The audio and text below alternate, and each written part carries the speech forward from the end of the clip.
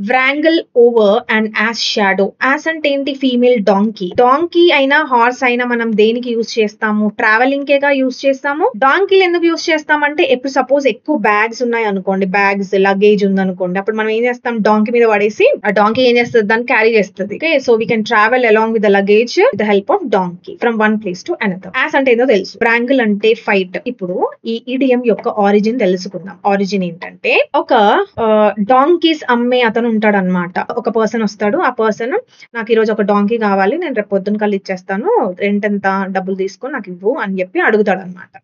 So donkey వస్తుంది వాడికి. తర్వాత ఈ ఓనర్ ఉంటాడు కదా, ఆ ఓనర్ అడుగుతాడు అనమాట, ఎక్కడికి వెళ్తున్నావు అంటే, ఓకే నేను పలానా చోటకి వెళ్తున్నాను అని చెప్తాడు అనమాట. ఓ అక్కడికి అయితే నేను కూడా వస్తాను, ఆగు, ఇద్దరం కలిసి వెళ్దాం, నాకు కూడా అక్కడ చిన్న పని ఉంది అని అంటాడు. ఇద్దరు కలిసి వెళ్తారు. అది సమ్మర్ యాక్చువల్ గా. సో ఆ సమ్మర్ లో వాళ్ళు ఏం చేస్తారంటే, ఒక దగ్గర రెస్ట్ తీసుకుందాము కాసేపు అని అనుకుంటారనమాట. కానీ అది డెజర్ట్ అది.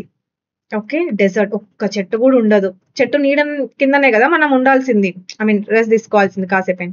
కానీ అసలు అక్కడ నీడ లేదు, డెజర్ట్, అది సమ్మర్. మరి ఎలాగో అని అంటే, ఒకటే ఒక షాడో కనిపిస్తది. ఆ షాడో ఏంటంటే, ఈ వీళ్ళ డాంకీ ఉందిగా, ఈ డాంకీ, ఫీమేల్ డాంకీ యాస్, ఆ షాడో ఉంటదన్నమాట, దాని యొక్క షాడో. అయితే దాన్ని ఇప్పుడు ఆ షాడో యాక్చువల్‌గా చాలా చిన్నగా ఉంటది కదా, ఒక పర్సన్ మాత్రమే నీడ తీసుకోగలుగుతాడు. సో ఆ షాడో ఆ షాడో నాదంటే నాది.